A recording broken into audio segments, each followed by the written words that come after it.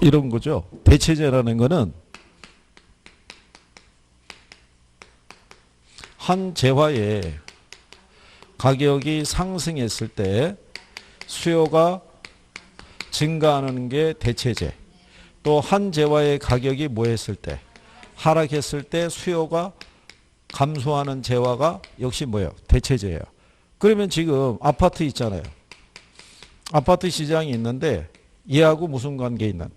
대체 관계에 있는 주택의 가격이 하락했대요. 그죠? 그럼 얘가 가격이 하락하면 얘 수요가 어떻게 해야 돼요? 늘어날 거 아니에요. 가격이 하락했으니까. 그렇잖아요. 네. 그러면 아파트에 대한 수요는 어떻게 해야 돼요? 줄어들 거 아니에요. 얘가 줄어드니까 얘 가격이 하락할 거 아니에요. 이게 여기서 요건이 뭐냐면 우리가 여기서 이 가격을 가지고 이 변화를 배웠잖아요. 그죠? 근데 여기서는 가격이 안 나오고 수요가 나온 거잖아요. 그죠? 예, 그래서 이걸 대입해서 정리가 됐는데 가격이 안 나오고 수요가 나오니까 지금 헷갈리는 거예요. 이게. 이해하시겠어요? 이거? 자, 만약에 빌라가 있고요. 아파트가 있어요. 그죠? 얘도 분양가가 1,000만 원이고요. 얘도 1,000만 원이었어요. 근데 얘가 가격이 800으로 하락했대요. 그러면 얘 수요가 어떻게 돼요? 증가할 거 아니에요. 그죠? 그러면 아파트하고 무슨 관계에 있는? 대체 관계에 있는 주택의 수요가 어떻게 돼요? 늘어났잖아요. 그럼 아파트의 수요는 감소할 거예요. 그럼 아파트 가격은 하락. 지금 거기 있는 게 이 얘기하는 거잖아요. 어? 거기 그 지문상에서 보시게 되면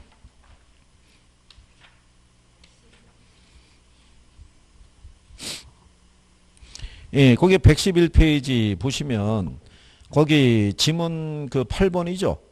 균형 상태인 아파트 시장에서 대체주택의 수요가 늘어났잖아요. 그죠? 그럼 아파트의 수요는 어떻게 돼요? 아파트의 수요는 줄었을 거 아니에요. 그럼 아파트의 가격은 어떻게 돼요? 하락하고 거래량이 그래서 줄어든다는 얘기죠.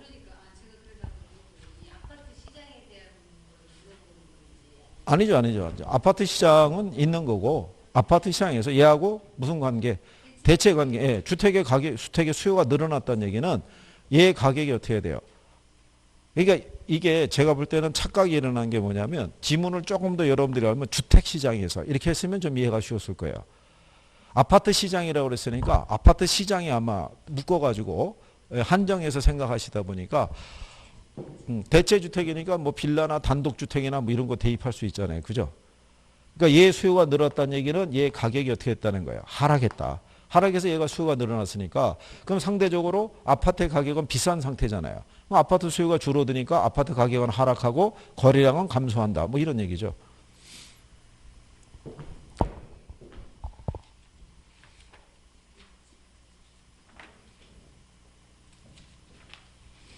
그래도 이렇게 뭐 물어보는 거는 고무적인 현상이죠.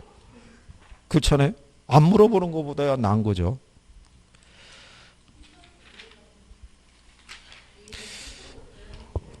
아니, 근데 또, 근데 이런 건 있어요. 지금 들었잖아요. 들었는데 집에 가서 또 봤더니 여전히 또 헷갈릴 수가 있어요. 그죠? 그러면 다음 주에 왔을 때 또 물어보는 거예요. 또 물어봐서 이거를 내가 확실하게 이해를 해야지 이게 끝나는 거예요. 그죠? 대충 덮고 넘어가면 나중에 모의고사를 보시면은 어떤 현상이 나오냐면 내가 싫어하는 파트 있죠. 예, 걔가 딱 들어와 있어요. 희한해요. 선생은 내 마음은 아나? 왜 내가 싫어하는 것만 문제로 내는 거야? 뭐 이런 거예요. 그러면 문제에 대한 자신감이 떨어져요. 그러면서 내가 알기 쉽고 내가 풀 수 있는 문제만 찾아다니다 보면 결국 걔네 피해 다닌다는 얘기잖아요. 그럼 성적이 그렇게 잘 안 나와요. 자, 232페이지에 가면 분양주택 정책이라고 있는데요. 이게 물어보는 거를 겁내면 안 돼요. 그냥 물어봐야 되는 거예요. 그죠? 네. 그러면 혼자 와서 물어보기가 쉽지 않잖아요. 그러면 쉬는 시간에 여러분들끼리 합의하는 거예요. 뭐를 물어볼까? 이걸 한 번 더 설명해 달라고 그러자. 그러면은 누가 그거를 궁금해했는지를 저는 알 길이 없죠. 여러분끼리 합의해 갖고 물어보는 거니까. 예? 자, 분양주택 정책에 가게 되면요. 이게 분양가 규제라고도 얘기를 하고요. 분양가 상한제라고도 얘기를 하는데 이것도 최고 가격제 일환이죠. 임대료 규제하고 더불어서. 근데 얘도 똑같은 거죠. 저소득층에 대한 주거비의 부담을 줄여주기 위해서 규제 가격이 무슨 가격보다 시장 가격보다 낮은 선에서 이렇게 통제하는 거예요. 이렇게.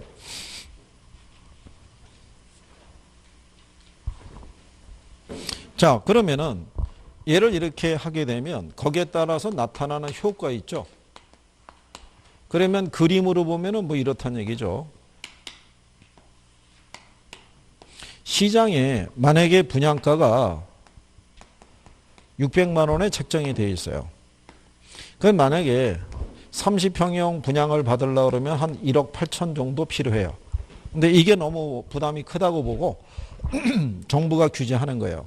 300만 원 이상은 받지 말아라. 그러면 9천만 원이면은 얘를 분양을 받을 수 있는 거예요. 그죠? 자, 그렇게 되면 신규 이 분양주택의 공급이 어떻게 돼요? 줄어들죠. 가격이 어떻게 돼요? 하락했으니까. 그러면 공급은 어떻게 돼요? 감소하죠. 예. 근데 수요는 어떻게 돼요? 증가하겠죠. 그렇죠? 그러면 이 효과에 의해서 첫 번째로 나타나는 것은 이 신규 주택의 공급이 어떻게 된다? 감소해요.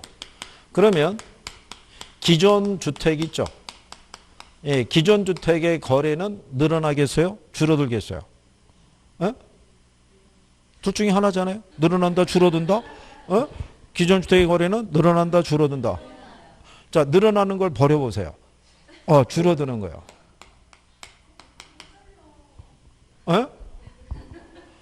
아니, 이제, 자, 보시면은, 자, 새롭게 공급된 주택이 있어야 주거이동이 발생할 거 아니에요. 그래야지 기존 주택의 거래가 늘어나는데 새롭게 공급된 주택이 없으니까 주거이동이 원활하지 못하는 거예요. 그럼 기존 주택의 시장에 매물로 나오는 게 줄어들겠죠. 그러면 기존 주택의 가격이 어떻게 되겠어요? 상승하죠. 무슨 말인지 아시겠나요?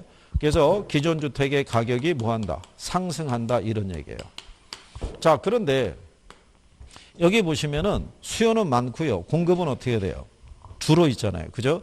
그러면은 예전에는 이게 선착순 있죠. 줄 세우는 게 있었다고요. 그래서 이제 모델하우스에 보면은 전날부터 밤새고 막 이런 게 있었거든요. 이게 너무 문제가, 사회 문제가 된다고 보고 그래서 이거 뺑뺑이로 돌린 거예요. 추첨. 그죠? 그러면 추첨을 통해 가지고 당첨이 됐잖아요. 당첨이 되면 수요가 원체 많잖아요. 그러니까는 시장에서 음성적으로 거래가 되는 거는 평당 한 1,000 정도의 거래가 되는 거예요. 그러면 30평형이면 한 3억 정도. 그러면은 이거 하나 잡으면요. 차익만 한 2억 되는 거예요. 그러면은 내가 당첨이 되는 순간에 누가 바로 옆에 붙어서 속삭이는 거예요. 2천, 3천, 5천 막 이런 거예요. 그죠? 그래서 분양권 전매에 따른 투기적인 거래 있죠. 예, 이게 증가하는 거죠. 그렇죠? 예. 그 다음에 이제 또 뭐가 있냐면요. 이 주택의 질이 있죠. 질이 떨어지죠. 왜냐하면 이 분양가 받아갖고는 자재 좋은 거 쓸 수가 없어요. 그죠? 그러니까 부실 시공 이런 문제가 나올 수 있는 거예요. 그 다음에 도심보다는 주로 외곽에서 공급이 이루어지죠. 도심은 택지 가격이 비싸잖아요. 그러니까 이 분양가 받아갖고는 채산이 안 맞는 거예요. 그러니까 택지 가격이 싼 외곽에서 주택 공급이 일어날 수밖에 없는 거예요. 이해하시겠나요? 네. 뭐 이런 거죠. 그죠? 그래서 이런 것들이 분양가를 규제했을 때 나타나는 어떤 이제 부작용이죠. 이게. 그래서 원래 가격 통계 정책이라는 게 단기 정책이에요. 장기로 운영할 수 있는 정책은 아니다. 우리나라에도 분양가 상한제를 현재 하고 있다라는 거. 예, 그런 정도 여러분들이 알아두시면 되겠고요. 마지막에 보면 주택의 과소비를 유발한다고 돼 있죠. 예, 과소비가 유발되는 건 뭐냐면 원래는 자 600만 원에서 30평형 살려면 1억 8천 줘야 됐는데 9천만 줘도 되잖아요. 그럼 이 양반들이 이걸 사는 게 아니라 1억 8천 가지고 40평, 50평형에 그 분양받으려 하는 거예요. 그러니까 넓은 공간을 소비하려 한다 이런 얘기죠. 예, 그래서 주택에 뭐를 유발한다? 과소비를 유발한다라고 얘기를 해요. 이 내용을 이해하시겠어요? 예, 이해하는 게 중요한 거예요. 제가 강의하면서 예를 들어드리는 이유가 뭐냐면 설명을 하는 이유가 뭐냐면 외우지 말고 이해하라고 얘기하는 거예요. 용어를. 그래서 뭐가 나왔을 때 분양가 상한제가 나왔을 때 이런 내용들이 쭉 떠올라야지만 시험장에 가서 내가 지문을 보고 빨리빨리 판단할 거 아니에요. 그죠? 근데 여기에 대응하는 정책이 뭐냐면 분양가를 뭐 하는 거예요? 자유화하는 거예요. 그러면 얘는 분양가를 어디에 맡기겠다는 거예요? 시장기구에. 그죠? 이걸 하게 되면 나타나는 효과 있죠? 자, 주택의 공급이 늘어나겠어요? 줄어들겠어요? 늘어나겠죠. 왜? 비싸게 받을 수 있으니까. 그러면 품질은 어떻게 돼요? 좋아지죠. 왜? 비싸게 받으려고 그러면 잘 지어야 될 거 아니에요. 그러면 여기서 발생하는 이런 문제가 어떻게 돼요? 해소가 되죠. 분양권 전매 등에 따른 투기적인 거래도 나올 수가 없죠. 이미 분양가가 높게 책정이 돼서 거래가 성립이 되는 경우죠. 무슨 말인지 아시겠나요? 그래서 분양가 자유화는 여기에 대한 대응책으로 쓸 수 있는 게 자유화예요. 그러니까 얘가 정리가 되면 거기 반대되는 논리니까 여기서 발생하는 문제점이 해소될 수 있다 없다. 해소될 수 있는 거죠. 그러니까 신규 주택의 공급이 어떻게 돼요? 네, 증가하죠. 공급이 늘어나고요. 이 주택에 대한 질도 어떻게 돼요? 네, 개선이 될 것이고 분양권 전매 등에 관한 투기적인 거래도 줄어들 것이고 그죠? 이해할 수 있나요? 네, 이런 얘기예요. 근데 지금까지는 주로 이 분양가 상한제만 출제를 했었어요. 예, 출제를 했다가 작년 있죠? 예, 작년에 그 233페이지 가면 박스 밑에 거기 보면 선분양하고 후분양제도 있죠?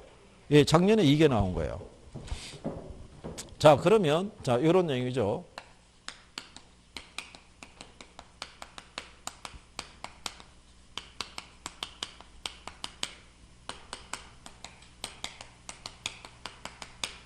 요 선분양 제도는요.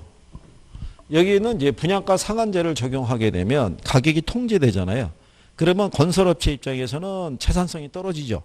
예, 거기에 대한 보상책으로 정부가 허용해 준 게 선분양 제도예요.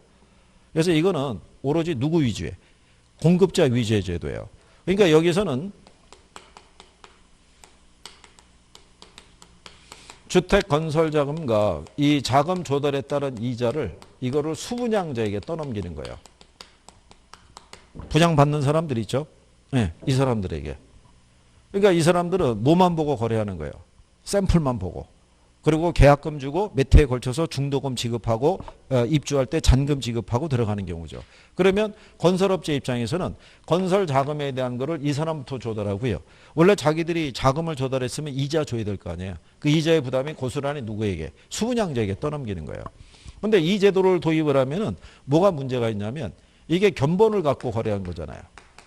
견본 주택하고 완성된 주택이 있죠. 예, 품질 문제에 차이가 있는 거예요. 그죠? 거기에 따른 이 부실 시공 또 하자 이런 문제가 막 걸리는 거예요. 그 다음에 시공사가 부도가 날 수 있어요, 없어요? 예, 시공사 부도가 나면은 입주 지연 등에 따른 피해를 갖다가 고스란히 누가 보는 거예요? 수분양자들이 안게 되는 거예요. 그래서 우리나라에서는 20호 이상의 주택을 공급할 때는요, 주택 공급에 관한 규칙에 의해서 주택 분양 보증에 가입을 해야 돼요. 예, 그래야지만 이 건축에 따른 인허가를 내준다고 생각하시면 돼요. 그러면 그 역할을 누가 하냐면 아까 주택도시보증공사라고 있어요. 거기서 그 역할을 하는 거예요. 이런 문제가 나타나는 게 어디에서? 선분양에서. 그러면 대비되는 게 누가 되겠어요? 네, 후분양이에요. 이거는 건설 자금에 대한 부담이 있죠. 이걸 누가 짓는 거예요? 이거는 이제 건설사에서 또는 시공사에서 이제 이 부담을 안게 되죠. 이게 작년 문제였어요.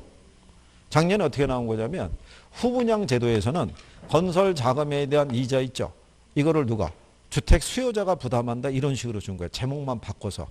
틀린 거 고르라고 그래놓고 그게 1번 지문에 있었어요. 그러면 이거는 제도만 이해하더라도 맞출 수 있잖아요. 근데 그것도 틀린 사람이 있어요. 아니 이거 왜 틀리냐면 그게 착시예요.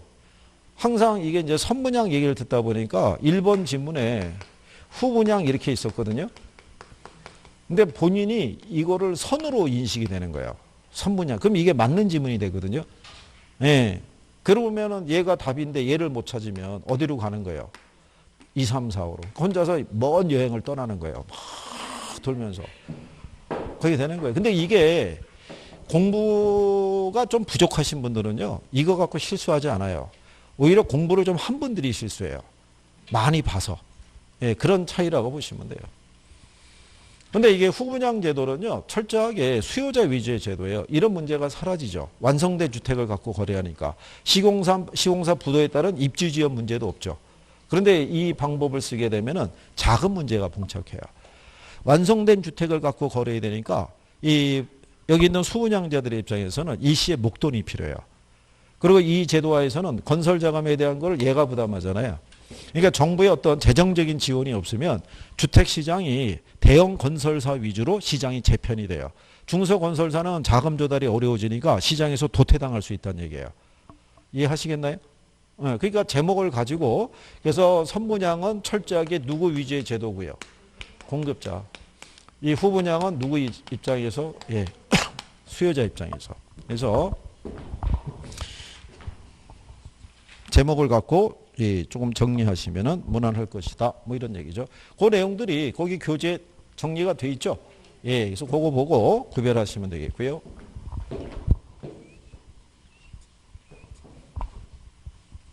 그러니까 이 주택 정책에 들어오셔 갖고는요. 임대주택 정책하고 분양주택 정책은 기본적으로 정리가 돼 있어야 돼요. 해마다 시험상에 인용할 소지가 높은 거예요.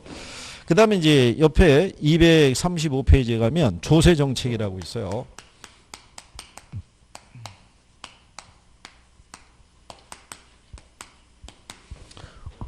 이게 이제 조세의 목적이라는 것은요. 거기에 보시면은 현대사회에서 조세라는 것은 국가라든가 지자체가 국가 경영 또는 지자체를 경영하기 위해서 필요한 재원 있죠. 예, 재원을 조달한다는 게 1차적인 목적이에요. 근데 이 조세를 부과함으로써 시장 실패에 따른 보완이라든가 사회적 형평성에 대한 증진이 있죠. 이런 사회 경제 정책의 수단으로도 사용되는 게 조세라고 이렇게 생각하시면 돼요. 그죠? 그리고 지난번에 얘기했지만 절세가 있고 탈세가 있고 조세 회피가 있다고 그랬죠. 그중에 합법적인 것은 절세하고 조세 회피 이 두 가지란 얘기죠. 조세 회피라는 것도요. 법에 허용하는 범위 내에서 이 세금을 부담하는 사람이 자기의 세금의 부담을 줄이기 위해서 쓰는 방편이라고 보시면 돼요. 이게 예전에 여러 번 시험에 한번 나온 적이 있어요. 그래서 거기다 넣어드린 거고. 그러면 요 조세의 기능이라는 것도 있죠. 그러니까 본원적 기능이라는 거는 1차적으로 뭐를 조달하기 위해서 재원을 조달하기 위해서 하는 건데 재원을 조달하기 위해서 과세하다 보면은 그로부터 파생적인 기능이 나온다는 거죠. 자원 배분이라든가요. 또는 소득 재분배 있죠. 이런 것들에 대한 부수적인 기능도 같이 얻을 수 있다는 거죠. 자, 정부가 상속세, 증여세 이런 거 과세할 거 아니에요. 재정 수입을 늘리기 위해서. 근데 그거를 부여하는 과정에서 이런 식으로 소득 재분배 효과도 거둘 수 있다는 얘기예요. 우리가 이제 주로 수입품 있죠. 예, 수입품 같은 경우는 시장에서 선호도가 높으면 거래가 잘 되고 수입업자들은 많은 이윤을 얻을 거 아니에요. 그럼 그 사람들은 국내에 어떤 생산되는 제품에 대해서는 관심이 없죠. 거래 대상에 포함을 안 시킬 테니까. 근데 만약에 정부가 수입품에 대해서는 특소세 이런 식으로 해서 과세를 많이 하게 되면 수입을 통해서 얻어지는 이익이 어떻게 돼요? 사라질 거 아니에요. 그럼 이 사람들이 국내에서 생산된 물품의 거래에도 참여할 수가 있겠죠. 이윤을 얻기 위해서. 그 과정에서 이렇게 자원 배분도 유도할 수 있다는 거죠. 그래서 그런 것들이 조세에 대한 파생적인 기능에 해당이 되더라. 뭐 이렇게 보시면 돼요. 그리고 이게 산업이 있죠. 이 산업을 보호 육성하기 위해서 관세 아시죠? 예. 그런 것들이 다 그런 목적으로 쓰는 거예요. 옛날에 우리나라의 그 내수 산업이 취약했을 때 있죠. 기술도 뭐 뛰어나지 않고 상품의 품질도 좀 조악하고 그랬을 때 수입품이 들어오면 사람들은 수입품에 환장했던 거죠. 그래서 예전에 뭐 미제 뭐 일제 그러면 튼튼하다 뭐 얘가 품질이 좋다 뭐 이런 게 인식이 있을 때예요. 근데 그런 애들을 수입할 때 관세를 많이 불리지 않으면 가격에 별 차이가 없잖아요. 큰 차이가 없으면 그걸 다 소비하려고 그럴 거 아니에요. 그리고 걔네들도 국내 시장을 잠식하기 위해서 우리나라 시장이 들어와서 판매 가격을 어떻게 돼요? 싸게 책정한다고요. 그래서 왜 여러분들이 아시는 맥주 같은 경우에 왜 수입 맥주는 왜 그 네 캔에 10,000원 뭐 이렇게 하던 그 경우 있어요, 없어요? 이쪽에서 세금 체계를 바꾼 거 아니에요. 그게.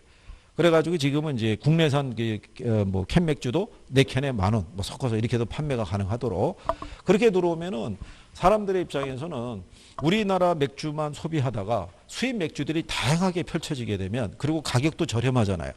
그러면 사람들은 수입업자들은 자꾸 그걸 수입해 갖고 시장에 공급하려고 그러고 그러면 국내산 맥주는 시장에서 유통이 잘 안 될 거 아니에요. 그런 식으로 높은 관세를 부과하거나 뭐 이런 식으로 하게 돼서 보호하는 거죠, 자국 산업을. 그래서 예전에 우리나라 대기업들은요, 정부의 어떤 보호 아래에서 많이 성장했다고 보시면 돼요. 임금에 대한 부분도 싼 임금 주고, 그렇게 해서. 자, 그래서 이제 뒤에 가시면 조세 종류라고 나와 있는데요. 이 조세 종류에서는 작년 여러분 시험에 나온 게 뭐가 있냐면 이거 물어본 거예요. 보유 단계에서 발생하는 조세 있죠. 그게 국세가 뭐가 있다고 그랬어요. 종부세. 그 다음에 지방세가 뭐였다는 얘기냐면 재산세였어요. 이렇게. 그리고 이제 취득할 때는 이제 취득세고 나중에 매각할 때는 양도소득세 있죠. 근데 얘를 기역으로 줬고 얘를 니은으로 줬다고요. 그죠? 근데 지문안에 가게 되면요. 1번 있죠. 기역이 종부세, 니은이 재산세 들어간 건 1번밖에 없었어요. 그러니까 맞추라고 준 거예요. 근데 재작년에는 얘를 물어봤다고요. 종부세를. 국세이자, 보유세이자, 목적세가 뭐냐. 그래갖고 답이 종부세 준 거예요. 그리고 작년에 이거를 가로놓기 해서 준 거예요. 들어갈 게 뭐냐. 그 마지막에 이제 처분할 때 양도소득세 있죠. 그게 디귿에 들어갔다고요. 근데 포인트는 얘네가 포인트였던 거예요. 보유세가. 근데 이거는 그래서 항상 생각하시는 게 뭐냐면 이 정부가 강조할 때가 있어요. 정부가 이제 부동산에 대한 어떤 이제 투기적인 거래라든가 또는 다주택자를 규제하기 위해서 지속적으로 보유세를 강화시키는 방안에 대해서 계속 언급을 했었다고요. 그러면은 관심을 가져줘야 된다고요. 인용을 해주니까. 그러니까 정책적인 관점은요.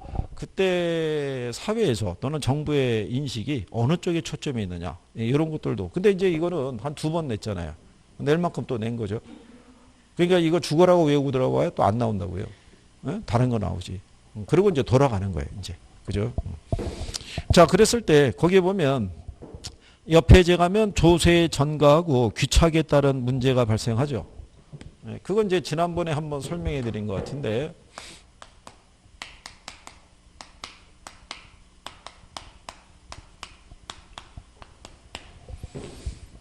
조세 전가라는 것은요. 법률상의 납세 의무자가 부과된 세금을 전부 부담하지 않고요. 다른 사람에게 이전하는 현상을 얘기한다라고 얘기하죠. 그러면은 납세자하고 담세자가 달라질 수 있어요, 없어요? 뭐 이런 거잖아요. 지난번에 얘기했지만. 정부가 생산자에게 과세하죠. 그럼 이 사람에게 부과된 세금의 일부가 소비자에게 또 이 사람에게 부과된 세금의 일부가 요소 공급자에게 이런 식으로 전가될 수 있다는 거죠. 그래서 납세자하고 담세자가 다를 수 있다 이런 얘기죠. 그러니까 예를 들어서 생산자가 만약에 양복점 주인이라고 가정하게 되면요. 양복 한 벌을 만들어서 팔 때마다 과세하겠다는 얘기예요. 그럼 양복점 주인 입장에서는 소득이 줄어들잖아요. 그러니까 이거를 누구에게 전가시키는 거예요? 소비자에게. 이걸 앞으로 전가시킨다 그래서 전전이라고 그래요. 그래서 전전은 대부분 가격 인상의 형태로 나타나요. 그러니까 양복 한 벌의 판매 가격을 높여서. 그 다음에 또 하나는 요소 공급자 있죠. 양복을 만들려고 그러면 각종 부자재 있잖아요. 원단이라든가 단추, 뭐 지퍼 이런 거를 납품하는 사람에게 얘기하는 거죠. 세금 때문에 수익이 줄어들었다. 납품 단가를 낮춰달라. 그러니까는 가격을 어떻게 해야 돼요? 낮추는. 이거를 뒤로 전가한다 그래서 후전이라고 그래요. 이제 주로 여러분들은 여기 있는 생산자가 누구 사이에? 소비자 사이의 관계를 얘기를 해요. 그래서 임대사업자에게 과세할 수 있죠. 임대소득에 대해서. 그럼 임대사업자 입장에서는 자기 소득이 줄어드는 거잖아요. 그럼 그 세금의 전부 또는 일부를 누구에게? 임차자에게 전가시키는 그런 과정을 얘기하고 있는 거죠. 그러면 이 조세를 부과하게 됨에 따라서요. 나타나는 조세 부과의 경제적 효과라고 있죠. 그죠? 그거는 이제 한번 이렇게 생각하시면 되는 게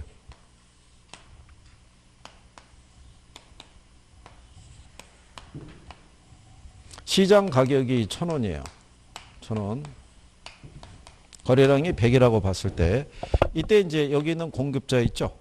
예, 생산자에게 100원의 조세를 부과를 해요. 100원의 조세를. 자, 그랬을 때 여러분들이 앞에서 균형 배운 거 기억하시나요? 균형? 그때 여러분들이 소비자잉여, 생산자잉여 이런 거 배운 거. 예. 일단은 이게 1,000원이라는 거는 수요자도 만족하고 누구도 공급자도 만족하는 거죠. 근데 공급자에게 얼마의 세금을 부과했어요? 100원. 그러면 공급자는 이 세금의 절부 또는 일부를 누구에게? 수요자에게 전가시키고 싶어요. 그죠? 그러면 이 공급 곡선이 이렇게 상방 이동해요. 이렇게. 그러면 요 이동한 면적이 요 세금의 부과에 따라서 공급 곡선이 상방 이동하는 거예요. 이런 형태로 이동할 때는 종량세 부과에 따라서 이렇게 이동해요. 그러면 자, 거래량이 어떻게 돼요? 줄어들죠. 그러면서 가격이 어떻게 돼요? 상승하죠. 그렇죠? 그러면 소비자는 종전보다 지불하고자 하는 가격이 어떻게 돼요? 높아진 거죠. 그렇지 않겠어요?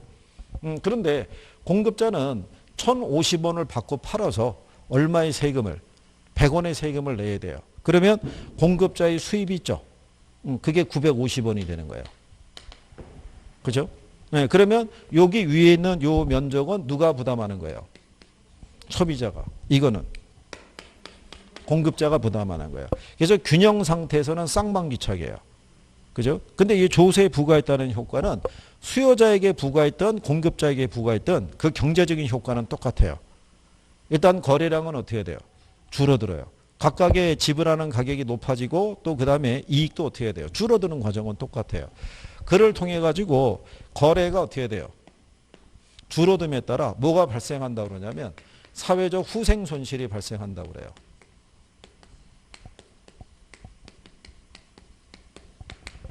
그죠? 요건 이제 나중에 여러분들이 배우실 거예요. 이게 시험에도 2번 인용이 된 거예요. 그래서 사회적 후생 손실이 발생한과 동시에 경제적 순손실도 발생을 해요. 이거 가령 예를 들어서 그냥 구도로 잠깐 설명해 드리면 이런 거예요. 예, 우리가 지난번에 그랬었죠. 공급자는 한 80원 정도에서 800원 정도 받아도 시장에 공급할 수 있는데 1,000원의 가격이 결정이 되면 이 사람은 한 200원만큼에 대한 뭐를 초과해는 얻는다고 생각하고요. 공급자는 예를 들어서 한 수요자는 1,200원까지도 지불할 의사가 있었는데 1,000원의 가격이 결정이 되면 역시 200원만큼에 대한 뭐를 초과해는 얻는다고 생각할 거 아니에요. 그죠? 근데 만약에 과세가 300원이 이루어진 거예요. 세금이 각각. 그러면 이 사람이 얻는 이윤이 200인데 200보다도 비용에 대해 세금의 부담이 커진 거잖아요. 이 사람도 최대 1,200원까지 지불할 수 있는데 1,300원까지 지불하라고 그러면 이 사람 입장에서는 그 이상은 지불할 수가 없죠. 그러면 시장에서는 공급자도 공급하기가 어려워지죠. 소비자도 소비하기가 어려워지죠. 그럼 어떻게 되겠어요? 거래가 안 이루어지죠. 거래가 안 이루어지게 되면 정부가 과세를 하더라도 과세에 따른 수입이 없어지는 거죠. 그를 통해서 경제적 순손실이 발생한다는 거예요. 그런데 이 순손실은 공급이 탄력적일수록 커지는 거예요. 조세 부과에 따라서. 그래서 이게 시험에도 한번 나온 거예요. 이거 왜 지금 그냥 이렇게만 설명해 드리냐면 그게 지금 아주 중요하거나 이런 건 아닌데 시험에서 한 2번 나온 거예요. 일단 정부가 조세를 부과하게 되면 조세에 따른 이 세수입은 정부에 귀속되기 때문에 경제적 순손실은 발생하지 않는다 그래갖고 틀리게 준 거예요. 경제 순손실이 발생해요. 그죠? 그 다음에 이 순손실은 공급이 비탄력적일수록 커진다 그래서 틀리게 준 거라고요. 거기 조세 부과의 경제적 효과라고 있죠. 그러면 이 양가로 3번에 수요곡선이 변하지 않을 때 세금 부과에 의한 경제적 순손실은 공급이 탄력적일수록 커진다는 거예요. 비탄력적일수록 커진다 그러면 틀리는 거예요. 그게 이 부분이요. 경제에서 나온 거예요. 경제에서. 그죠?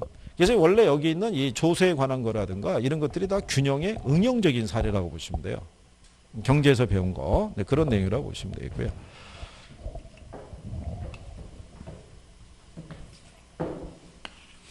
예, 그 다음에 이제 그 밑에 가면 탄력성과 조세 귀착이라고 있죠. 예.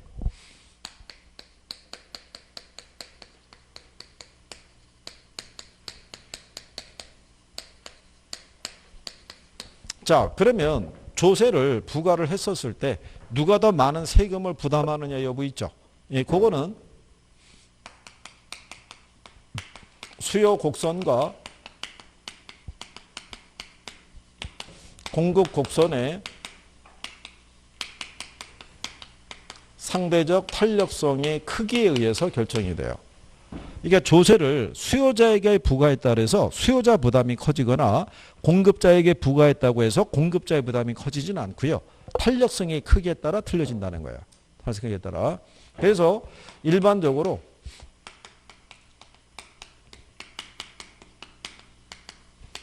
얘가 탄력적일수록 조세 부담이 작다는 얘기고요. 얘가 비탄력적이죠. 예, 비탄력적일수록 조세 부담이 크다란 얘기예요. 그래서 우리가 여기 탄이죠. 예, 작다라는 표현은 우리가 작을 소자 쓰죠. 그래서 우리가 탄소라고 그러고요. 비라고 그랬을 때 크다라는 게 대잖아요. 그래서 우리가 탄소 비대라고 그래요. 문장으로 우리가 확인하게 되면 탄소 비대라는 건 뭐냐면 자, 수요가 탄력적이고요. 공급이 비탄력적인 시장 있죠. 예, 조세가 부과되면 누가 세금 부담이 크겠어요? 어? 얘가 탄이잖아요. 탄소. 비잖아요. 대. 이게 비탄력적인 애가 조세 부담이 커진다는 얘기예요. 이거는 그냥 문장으로 대입하는 거예요.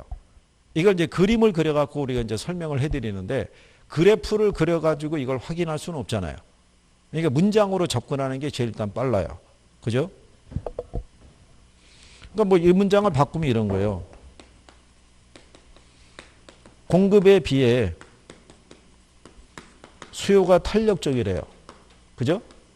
그러면 공급에 비해 수요가 탄력적이라는 얘기는 공급이 상대적으로 비탄력적이라는 얘기죠. 이때 조세가 부과되면 누가 더 많이 부담 안게 되겠어요? 공급자가. 그러니까 바꿔버리는 거예요. 지문에서. 그러니까 이것만 알고 있어. 이거 대입만 하더라도 문제는 쉽게 풀 수 있어요. 굳이 뭐를 안 그려도. 그림을 안 그려도. 그죠? 이게 여러분들이 238페이지에 가시면 그래프 쫙 나와 있죠. 그렇잖아요. 그런데 이 문제를 풀기 위해서 일일이 이렇게 그래프를 그릴 수는 없잖아요. 그렇죠? 그리고 그래프를 그리면 싫어하시는 거예요. 그래도 하나의 예를 들어드린다면 자, 이게 수요 곡선이고요. 이게 공급 곡선이에요. 그죠? 그러면 기울기를 놓고 보게 되면요. 시장 가격이 1,000원이에요. 얘가 100개가 있었을 때. 상대적으로 이렇게 찍어보게 되면 얘가 완만하고 얘가 급하잖아요. 그러니까 수요가 탄력적이고 공급이 어떻다는 얘기예요. 비탄력적일 때. 이럴 때 정부가 공급자에게 100원의 세금을 부과를 해요. 그러면 공급자는 이 세금의 전부 또는 일부를 누구에게? 수요자에게 전가시키기 위해서 공급 곡선이 이렇게 상방이동해요. 그죠? 그러면 요 세금에 대한 부분이 시장 거래량과 가격에 반영을 해준다고요. 그죠? 그러면 조세가 부과가 됐으니까 공급자 입장에서는 거래량을 어떻게 해야 돼요? 줄이겠죠. 줄여야지 가격이 올라갈 테니까. 그러면 가격이 이렇게 올라가죠. 1,020원. 그러면 요 인상이 된 부분은 누가 부담하냐면 소비자가 올라갔으니까. 그러면 1,020원을 받고 팔아서 공급자는 100원의 세금을 내야 돼요. 그죠? 그러면은 요 부분이 있죠. 920원 있죠. 예. 요 면적은 누가 부담하는 면적이겠어요? 공급자가. 그러면 이 면적만 보더라도 공급자의 부담이 크다는 걸 알 수 있잖아요. 그러니까 소비자는 100원 세금 중에서 20원만 부담하면 되고요. 공급자는 100원 세금 중에서 얼마? 80원만 부담을 하는 경우에요. 그죠? 그럼 왜 공급자의 부담이 커지겠어요? 공급자의 부담이. 그거는 수요자 입장에서는 이 상품에 대한 대체재가 많은 거예요. 그러니까 자기한테 만약에 가격을 많이 인상을 시키게 되면 얘를 소비하지 않고 다른 재화를 소비해버리는 거예요. 그러니까 공급자 입장에서는 많은 부분을 수요자에게 전가할 수는 없다는 얘기예요. 무슨 말인지 아시겠나요? 그래서 근데 우리가 이 지문을 하나 풀기 위해서 이걸 그려야 되겠냐고요. 의미가 없잖아요. 그죠? 예, 그러기 때문에 이거는 납득을 시켜서 해드리는 거고, 그래서 기본적으로는 탄소 미대 논리를 일단 알아두시는 게 필요하다는 얘기예요. 그죠? 근데 조세를 부과하다 보면 한쪽에서 모두 부담할 수도 있어요, 없어요? 그걸 우리가 일반귀착이라고 그래요. 거기 238페이지에 가면 중간 조금 밑에 양가로 3번의 일반귀착이라고 있죠. 그렇죠? 거기 가면 일반귀착이라고 있어요. 찾으셨어요? 238페이지에 거기 그래프 밑에 가면 일반귀착이라는 건 뭐냐면 한쪽이 모두 부담하는 거야. 한쪽이 모두 부담할 때는요, 이런 거예요.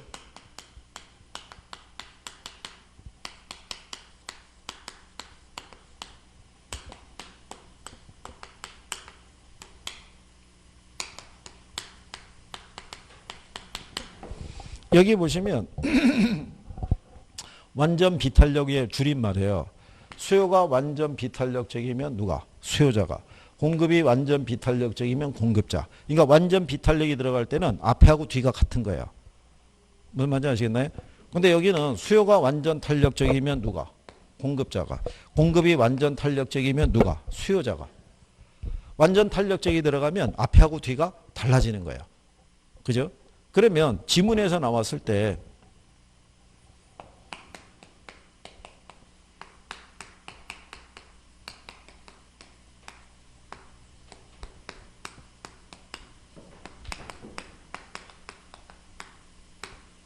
공급의 가격 탄력성이 완전 비탄력적이라는 얘기죠.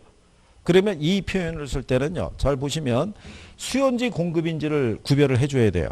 그죠? 그 다음에 얘가 완전 탄력적인지 완전 비탄력적인지를 역시 구별해 줘야 돼요. 무슨 말인지 아시겠나요? 그래야지 구별이 될 거 아니에요. 그러니까 이 단어가 안 들어갈 수가 없다고요. 그죠? 그러면 공급이 완전 비탄력적이면 누가? 그죠? 공급자가 다 부담한다는 얘기예요. 무슨 말인지 이해하시겠어요?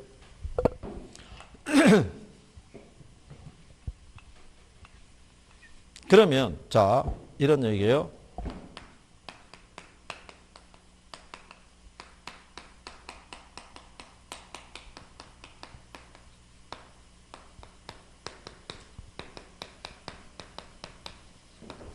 토지 공급의 가격 탄력성이 0일 때 있죠.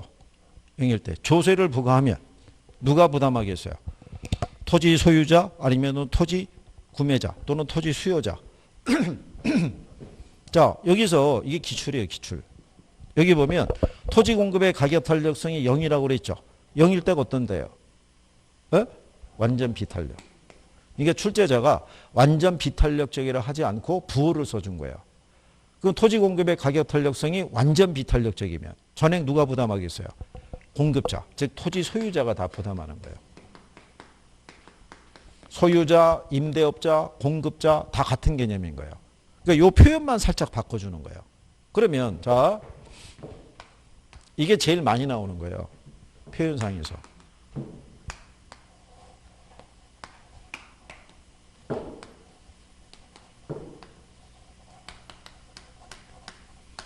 자, 이 조건 하에서 자, 정부가 공급자에게 100원의 세금을 부과했어요. 그죠? 예. 그러면 시장 가격이 어떻게 되겠어요? 어? 시장 가격이. 자, 여러분들이 보시면 이 세금이 부과되면 공급자는 이 세금의 전부 또는 일부를 누구에게? 수요자에게 전가하려면 가격을 올려야 되죠. 가격을 올리려면 어떻게 해야 돼요? 공급을 줄여야 되는데 완전 비탄력적이니까 이게 안 줄어든다고요. 그러면 결국은 가격에 변화가 없잖아요. 그죠? 그러면 공급자는 결국은 1,000원 받고 팔아서 100원 세금을 다 얘가 내야 된다고요.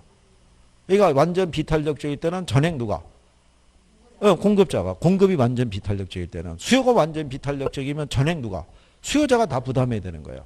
무슨 말인지 이해하시겠나요? 그 내용인 거예요. 자, 그래서 그런 내용 정도를 그러니까 이해하는 게 필요해요. 이해하는 게. 그렇죠? 그래서 여러분들이 먼저 뒷페이지 넘어가면요. 거기 240페이지에 보면 상단에 토지 단위세의 경제적 효과라고 해놨죠. 이게 헨리 조지라는 사람이 부과하는 거예요. 거기 보면 예, 고전학파 이래 많은 경제학자들이 토지세가 다른 사람들에게 전가되지 않고 토지 이용에 왜곡을 가져오지 않는다라고 봤다는 얘기죠. 그래서 토지 소유자에게 부과되는 세금이 있죠. 다른 사람에게 전가되지 않는 것은 토지의 공급 곡선이 완전 비탄력적일 때 성립한다는 얘기예요. 그럼 여러분들이 보시면 얘가 완전 비탄력적이잖아요. 이때 만약에 토지 소유자에게 과세하죠. 그러면 이 세금이 다른 사람에게 전가가 안 되죠. 가격의 변화가 없으니까. 그러면서도 이 거래량의 변화가 있어요, 없어요? 없죠. 그래서 헨리 조지는 토지에 부과하는 조세가 가장 이상적인 조세라고 본 거예요. 자원 배분의 왜곡도 처리하지 않고 조세 전가도 발생하지 않는 가장 이상적인 조세다라고 얘기하는 거예요. 그죠? 그래서 거기 여러분들이 보시면 그 240페이지에 밑에서 세 번째 줄 있죠. 거기 보면 토지는 완전 비탄력적이므로 토지로부터 얻는 소득인 지대에 대해서 조세를 부과하더라도 자원 배분의 왜곡이 발생하지 않는다라고 주장했다 이렇게 해놨죠. 그래서 자원 배분의 왜곡도 발생하지 않고요. 조세 전가도 발생하지 않아요. 자원 배분의 왜곡이라는 얘기는 원래 균형 거래량이 100이었잖아요. 근데 과세하면 거래량이 줄어들죠. 그래서 필요한 양보다 적은 양이 거래되잖아요. 그러니까 자원 배분의 왜곡이 초래되는데 얘는 완전 비탄력적이니까 이 거래되는 양의 변화가 없잖아요. 그래서 헨리 조지는 토지에 부과하는 조세가 가장 이상적인 조세라고 본 거예요. 이해하시겠나요? 그럼 앞 페이지로 돌아오셔서 용어 중에 하나 또 알아두셔야 될 게 239페이지 보시면 하단에 5번에 양도소득세의 동결 효과라는 것 있죠. 자, 그거는 이제 내용에 대해서 걔도 시험에 한 3-4번 나온 적이 있어요. 그죠? 자, 가령 예를 들어서 뭐 이런 거요. A가 이번에 주택을 5억을 주고 구입을 했어요. 근데 요 주택이 6개월 사이에 7억으로 가격이 뛴 거예요. 그러면 거의 뭐 투기적인 거래가 횡행하고 있다고 봐야겠죠. 그러니까 정부는 투기적인 거래를 줄이기 위해서 양도세를 어떻게 해야 돼요? 20%를 중과세하는 거예요. 그죠? 그러면 이 사람의 입장에서는 현재 시세가 7억이잖아요. 그러면 만약에 매매를 하죠. 매매하면은 양도세라는 건 취득과 처분의 차익에 부과하는 거니까 2억에 대한 몇 프로예요? 20%. 그러면 여기서 4천을 빼야겠죠. 세금 내야 되니까. 그러면 이 사람이 팔아서 손해주는 게 6억 6천이죠. 예, 그러면 5억 주고 사가지고 6억 6천에 팔았으면 차익이 1억 6천이잖아요. 그럼 이 사람 입장에서는 이득이니까 시장에서 거래가 활발하게 움직이지 않겠느냐? 전혀 안 그렇다는 얘기죠. 이 사람은 6억 6천에 팔아가지고요. 다시 비슷한 규모의 주택 살려고 그러면 7억 줘야 되는 거예요. 그러니까 자기가 손해라고 보는 거예요. 그러니까 이 가격에서는 거래가 안 이루어져요. 매물이 안 나온다고요. 그러면 주택을 필요로 하는 사람은 어떻게 해야 돼요? 요 세금이 있죠. 이것도 거래 가격에 반영해 줘야 돼요. 그러니까 7억 4천 이런 식으로 세금에 대한 부담까지도 거래 가격에 반영이 돼야지만 매물이 나올 수 있다는 거예요. 그러니까 오히려 투기적인 거래를 줄이기 위해서 정부가 양도세를 중과하게 되면 주택 공급의 동결 효과 또는 토지 공급의 동결 효과로 인해서 오히려 가격이 상승하는 부작용을 초래할 수 있다는 얘기예요. 그게 이 양도세의 동결 효과의 논리예요. 이해하시겠나요? 시험에 가끔씩 활용을 해요. 그죠?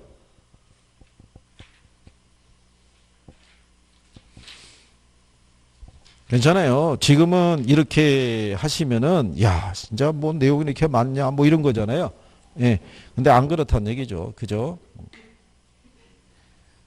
금방 또 정리가 돼요. 여러분들의 입장에서는. 자, 거기 247페이지 한번 가보세요. 예, 가보면은 거기 문제 9번 있죠. 예? 찾으셨어요? 1번 지문을 보시면 자, 주택의 공급 곡선이 완전 비탄력적일 때 있죠.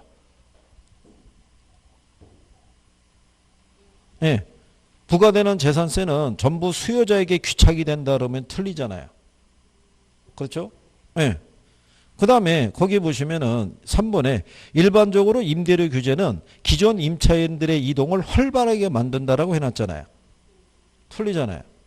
그 다음에 4번에 보면 저소득층에게 임대료를 보조할 때 임대주택 소비량은 증가하지만 다른 재화의 소비량은 항상 감소한다 그랬으니까 틀렸을 거 아니에요. 자, 그 다음에 5번에 가면 임대주택 공급자에게 보조금을 지급하는 방식은 임차인에게 보조금을 지급하는 방식보다 임차인의 주거지 선택의 자유를 보장하는 장점이 있다는 게 틀렸을 거 아니에요. 이렇게 나온다는 거예요. 이렇게. 그래서 거기 답이 2번에 가면 정부가 규제하는 임대료 상한이 시장 균형 임대료보다 높다면 임대료 규제는 시장에서 임대주택 공급량에 영향을 미치지 않는다는 얘기죠. 걔가 답이란 얘기죠. 괜찮아요. 이게 나중에 하면은 조금씩 구별할 수 있는 거예요. 그게 249페이지 가보세요. 249페이지 가면, 자, 14번 문제 있죠. 14번. 예. 거기 가면은 5번 지문에 토지 공급의 가격 탄력성이 0인 경우 있죠. 부동산 조세 부과 시 토지 소유자가 전부 부담한다고 그랬잖아요. 걔가 답이죠. 그러니까 나중에, 그리고 한 가지 꼭 알아두실 거는요. 이론을 배웠다고 그래가지고 예, 문제 점수로 바로 직결되진 않아요. 예, 괜히 나중에 그것 때문에 점수 때문에 상처받거나 뭐 그러실 필요는 없는 거예요. 지나야지 조금씩 개선이 되는 거예요. 그래서 우리가 이 과정이 끝나면 나중에 문제풀이를 또 해요. 문제풀이를. 그래서 문장에 대한 거를 이게 뭐가 잘 맞는 거고 틀린 거고 이렇게 쭉 하다 보면 조금씩 나아지시는 거예요. 무슨 말인지 아시겠죠? 기분을 내시고 예, 잠깐 쉬었다가 이제 투자론을 해보시죠.